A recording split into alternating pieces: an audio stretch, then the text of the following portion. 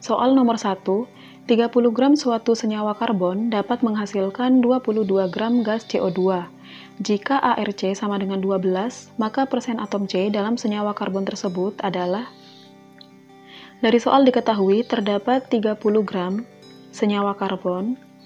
Senyawa karbon adalah senyawa yang mengandung atom karbon. Senyawa karbon ini dapat menghasilkan 22 gram gas CO2.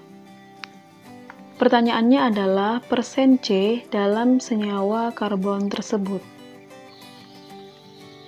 Untuk menentukan persen C dalam senyawa, kita dapat menggunakan rumus gram C dibagi gram senyawa dikali 100%. Karena di sini gram senyawanya sudah diketahui, yaitu sebanyak 30 gram, jadi di sini kita tinggal menentukan gram C-nya. Reaksi dari senyawa karbon sehingga menghasilkan gas karbon dioksida itu kan tidak diketahui reaksinya seperti apa. Jadi untuk menentukan gram C-nya, kita dapat menggunakan konsep hukum kekekalan massa, yaitu massa zat sebelum reaksi sama dengan massa zat sesudah reaksi. Artinya massa C di ruas kanan, yaitu dalam CO2, sama dengan massa C di ruas kiri, yaitu C dalam senyawa karbonnya. Pertama, kita tentukan dulu massa C dalam CO2 menggunakan rumus gram unsur dalam senyawa.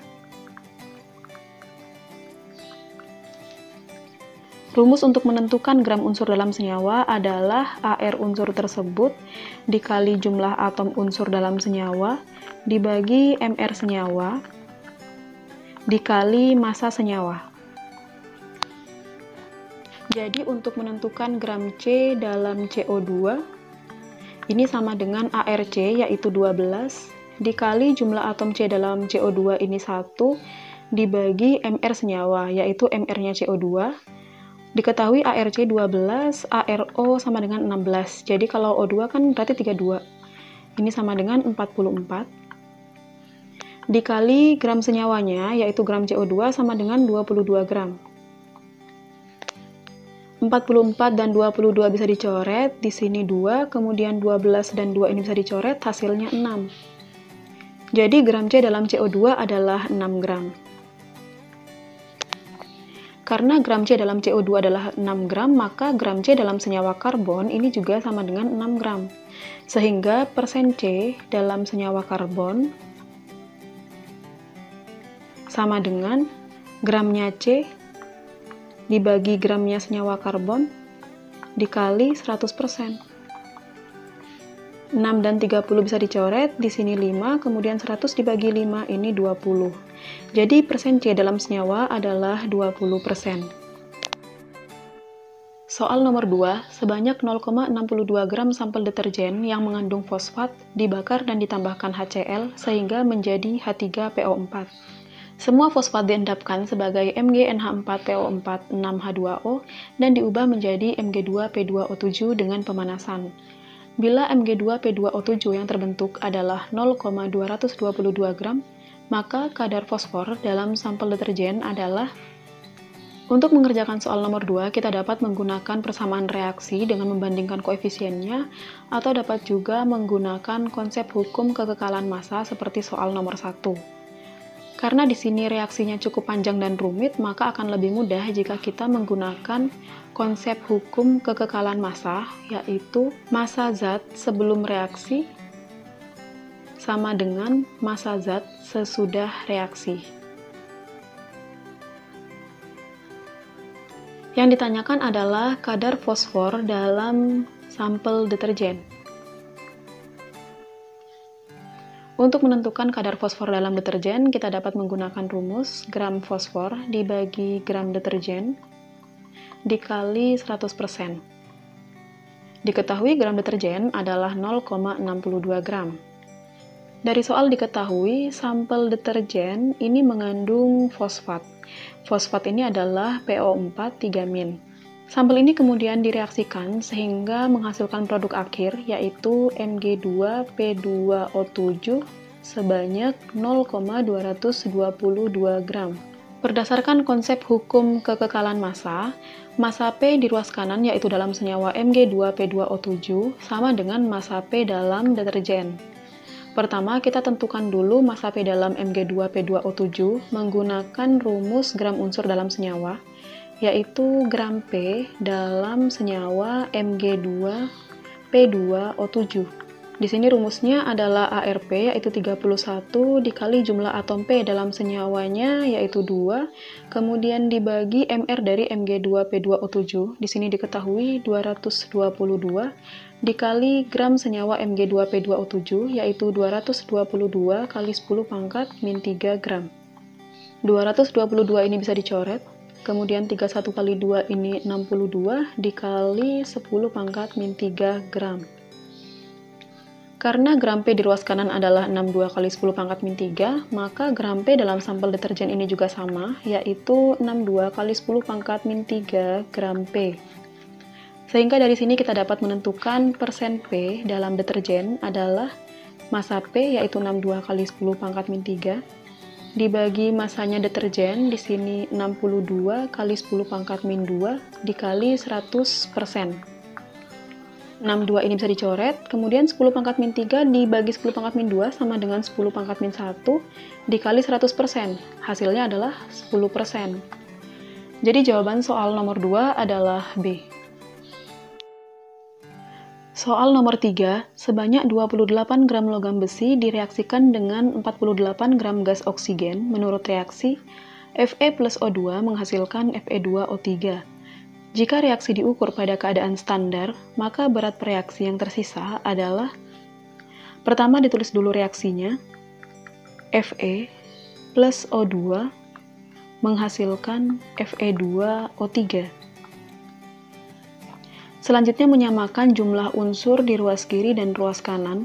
Karena di ruas kanan jumlah Fe-nya 2, maka di ruas kiri jumlahnya harus 2. Kemudian jumlah O di ruas kanan 3, jadi agar jumlah O-nya sama, koefisien O2 di ruas kiri ini adalah 3/2. Diketahui masanya logam Fe adalah 28 gram, dan masanya O2 adalah 48 gram. Untuk informasi tambahan, karena belum diketahui di soal, diketahui ARFe sama dengan 56, dan ARO sama dengan 16. Dari data ini kita dapat menentukan mol masing-masing zat. Untuk Fe masanya yaitu 28 gram dibagi AR-nya 56, ini sama dengan setengah mol. Kemudian untuk O2 48 gram dibagi MR-nya yaitu 32, ini sama dengan 3/2 mol. Jika pada suatu reaksi diketahui lebih dari satu jumlah zat seperti contoh ini, di sini kan diketahui jumlahnya Fe dan O2. Maka konsep yang digunakan adalah konsep reaksi pembatas.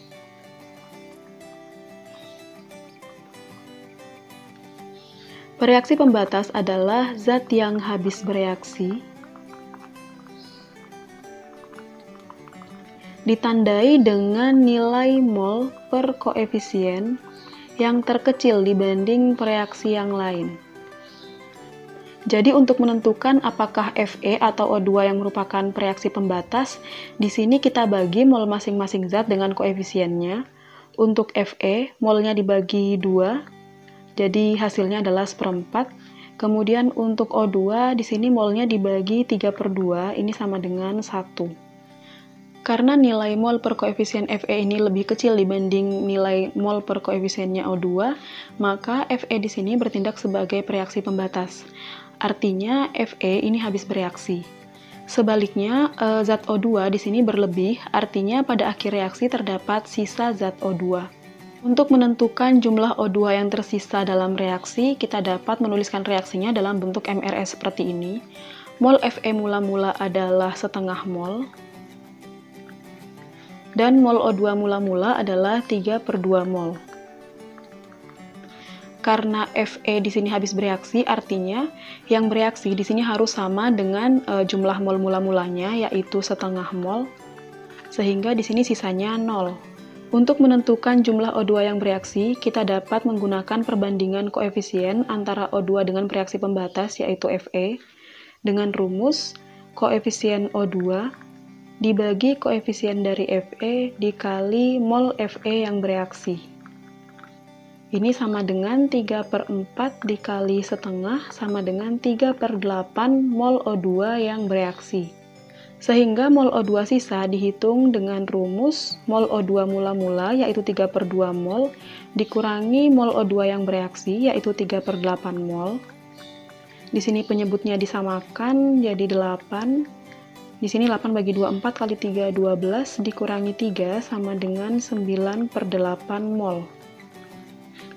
Massa O2 yang bereaksi adalah 9/8 mol dikali mR-nya O2 yaitu 32. 32 dan 8 bisa dicoret, di sini hasilnya 4, kemudian 9 dikali 4 sama dengan 36 gram. Jadi jawaban soal nomor 3 adalah B. Soal nomor 4, unsur A dan B dengan berat yang sama dicampur dan terjadi reaksi kimia membentuk AB2, diketahui ARA sama dengan 40 dan B sama dengan 80. Unsur A yang bereaksi adalah, karena pilihan jawabannya dalam bentuk persen, maka yang akan kita tentukan adalah persen reaksi dari zat A. Untuk menentukan persen reaksi suatu zat, rumus yang digunakan adalah mol zat yang bereaksi. Untuk soal ini adalah zat A dibagi mol zat mula-mula dikali 100%. Jika ditulis reaksinya, di sini terdapat unsur A yang bereaksi dengan unsur B membentuk senyawa AB2. Agar setara, koefisien B di sini adalah 2. Diketahui massa A dan B ini sama, jadi bisa kita asumsikan A di sini X gram dan B-nya juga X gram. Jadi mol A-nya sama dengan X gram per 40, sedangkan mol B-nya adalah X gram per 80. Untuk menentukan mol zat yang bereaksi dan zat mula-mula, kita tulis bentuk MRS-nya. Kita tentukan dulu reaksi pembatasnya. Untuk A, di sini mol dibagi koefisiennya sama dengan X per 40, dan B mol per koefisiennya ini sama dengan X per 160. Karena nilai mol per koefisien B lebih kecil, maka yang bertindak sebagai reaksi pembatas di sini adalah zat B. Kita tulis mol mula-mula untuk zat A, di sini adalah X per 40 mol. Kemudian mol mula-mula zat B adalah X per 80 mol. Karena zat B merupakan reaksi pembatas, jadi zat B di sini harus habis. Yang bereaksi juga sama dengan mol mula-mula, yaitu X per 80 mol. Kemudian jumlah A yang bereaksi dapat dihitung dengan menggunakan perbandingan koefisien zat A dan zat B. Di sini koefisien zat A dibagi koefisiennya zat B dikali mol zat B. Hasilnya adalah X per 160 mol zat A yang bereaksi. Sehingga persen reaksi zat A sama dengan mol zat A yang bereaksi, yaitu X per 160 dibagi mol zat A mula-mula, yaitu X per 40 dikali 100%. X-nya dicoret sehingga diperoleh 40 per 160 dikali 100%. 40 dibagi 160 ini adalah 1/4, kemudian 100 dibagi 4 sama dengan 25% zat A yang bereaksi. Jadi jawabannya adalah A. Soal nomor 5, tahapan reaksi dalam analisa kandungan NiS yang memiliki MR sama dengan 90 dari suatu batuan sebagai berikut. NiS ditambah 4HNO3 menjadi NiNO3 2 kali plus S plus 2NO2 plus H2O. Kemudian NiNO3 dari reaksi pertama ini direaksikan lagi dengan 2C4H8N2O2 sehingga menghasilkan NiC4H7N2O2 2 kali plus 2HNO3. Bila analisa 0,450 gram batuan memberikan 0,144 gram endapan NiC4H7N2O2 2 kali yang memiliki MR 288, maka persentase NiS dalam batuan tersebut adalah persen massa NiS dalam batuan dapat dihitung menggunakan rumus gram NiS dibagi gram batuan dikali 100%. Diketahui gram batuan di sini sebanyak 0,450 gram atau sama dengan 450 kali 10 pangkat min 3 gram. Sedangkan gram NiS dapat kita tentukan melalui persamaan reaksi yang diketahui di soal. Pada soal diketahui endapan NiC4H7N2O2 dua kali yang terbentuk adalah sebanyak 144 kali 10 pangkat min 3 gram. Sehingga molnya adalah massa zat ini dibagi MR-nya yaitu 288. 144 dan 288 dicoret, ini hasilnya setengah. Sehingga mol dari endapan NiC4H7N2O2 dua kali adalah setengah kali 10 pangkat min 3 atau 5 kali 10 pangkat min 4 mol. Untuk menentukan mol dari NiNO3 dua kali, kita dapat menggunakan perbandingan koefisien dengan zat yang sudah diketahui. Karena koefisien NiNO3 dua kali sama dengan koefisien dari NiC4H7N2O2 dua kali, maka molnya juga sama. Jadi mol NiNO3 dua kali di sini adalah 5 kali 10 pangkat min 4 mol. NiNO3 dua kali pada reaksi kedua ini diperoleh dari NiNO3 dua kali pada reaksi pertama, maka molnya sama, yaitu 5 kali 10 pangkat min 4 mol. Dari sini kita dapat menentukan molnya NiS dengan menggunakan perbandingan koefisien dengan NiNO3 dua kali. Karena koefisien NiS dengan NiNO3 dua kali ini sama, jadi molnya juga sama, sehingga mol NiS di sini adalah 5 kali 10 pangkat min 4 mol. Dari sini kita dapat menentukan gram NiS, yaitu dari mol NiS dikali mR NiS. Sama dengan 5 kali 10 pangkat min 4 dikali 90, yaitu 450 kali 10 pangkat min 4 gram NiS yang terdapat dalam batuan. Sehingga persentase NiS dalam batuan adalah massa NiS, 450 kali 10 pangkat min 4, dibagi massa batuan 450 kali 10 pangkat min 3 dikali 100%. 450-nya dicoret, 10 pangkat min 4 dibagi 10 pangkat min 3 sama dengan 10 pangkat min 1 dikali 100%, sehingga diperoleh persen NiS dalam batuan adalah 10%. Soal nomor 6, dalam 75 gram pupuk urea, MR sama dengan 60, terdapat 21 gram atom nitrogen. Maka kemurnian pupuk tersebut adalah, untuk menentukan persen kemurnian pupuk, kita dapat menggunakan rumus gram urea yang terdapat dalam pupuk dibagi gram total pupuk dikali 100%. Diketahui rumus molekul dari urea adalah CONH2 dua kali. Jadi dalam urea ini terkandung atom nitrogen. Diketahui massa nitrogen dalam urea di sini adalah 21 gram.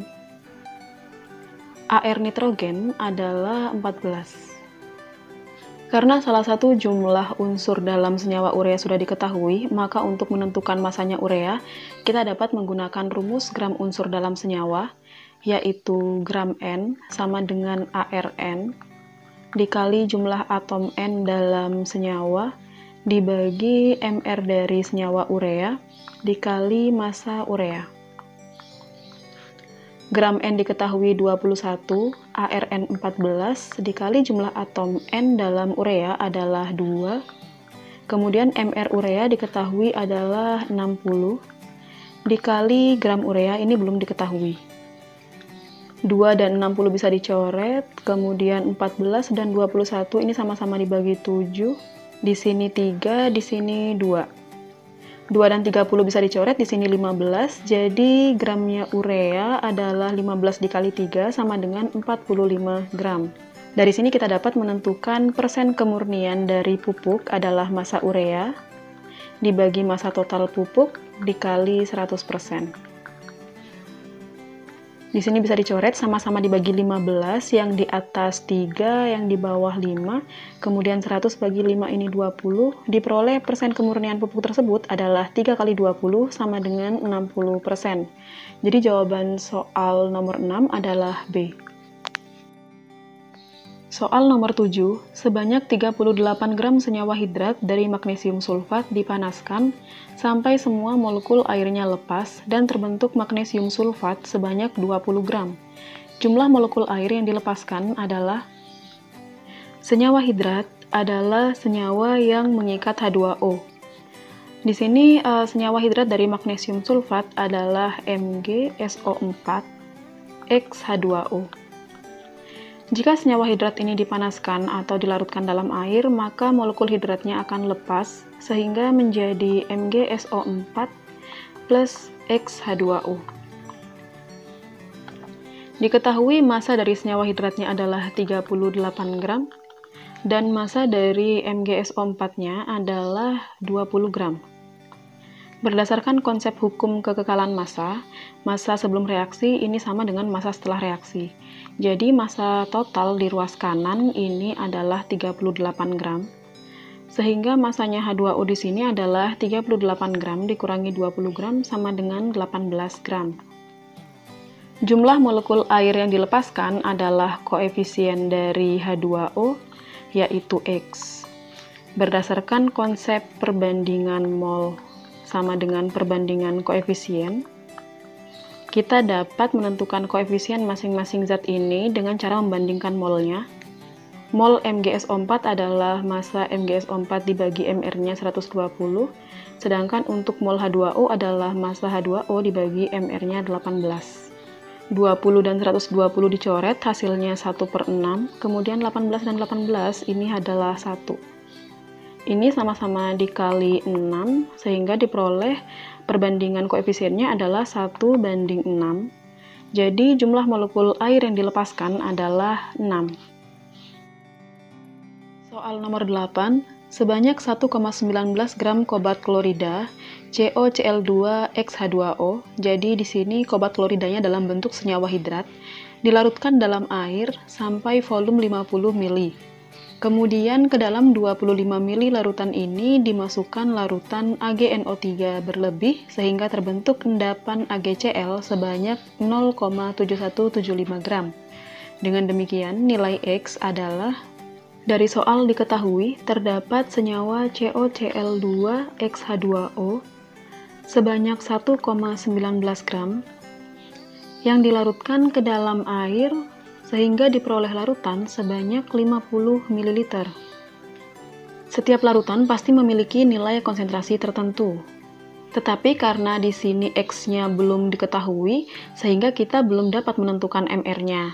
Oleh karena itu, nilai konsentrasinya juga belum dapat ditentukan. Bisa diasumsikan saja bahwa nilai konsentrasi untuk 50 ml larutan ini adalah sebesar X molaritas. Kemudian, dari 50 ml ini diambil 25 ml untuk direaksikan dengan AgNO3. Reaksi yang terjadi adalah COCl2 plus AgNO3 menghasilkan CONO3 dua kali plus AgCl. Agar jumlah unsurnya sama, koefisien AgNO3 di sini 2 dan koefisien AgCl-nya 2. Berdasarkan penjelasan sebelumnya, senyawa hidrat yang dipanaskan atau dilarutkan dalam air, maka hidratnya atau H2O-nya itu lepas. Karena sebelum direaksikan dengan AgNO3, senyawa hidratnya dilarutkan dalam air terlebih dahulu, maka molekul H2O-nya sudah lepas, jadi yang bereaksi dengan AgNO3 itu hanya COCl2-nya saja. Larutan COCl2 yang direaksikan dengan AgNO3 ini sebanyak 25 ml yang diambil dari larutan senyawa hidrat yang 50 ml di awal. Kalau digambarkan, jadi di sini awalnya terdapat larutan 50 ml, kemudian dari 50 ml ini diambil sebanyak 25 ml. Jika dianalogikan dengan sirup, misalkan di sini ada 50 ml sirup, kemudian diambil 25 ml, itu kan rasa manisnya sama. Nah, rasa manis itu sama dengan konsentrasi. Jadi kalau berasal dari larutan yang sama, maka nilai konsentrasinya pasti sama. M1 sama dengan M2. Yang berbeda adalah molnya. Mol 1 tidak sama dengan mol 2. Karena berasal dari larutan yang sama, maka molaritas di 25 ml ini juga sama dengan X. Diketahui endapan AgCl yang terbentuk dari reaksi adalah sebanyak 0,7175 atau 7175 kali 10 pangkat min 4 gram. Sehingga molnya AgCl yaitu massa AgCl dibagi mR-nya AgCl 1435 kali 10 pangkat min 1.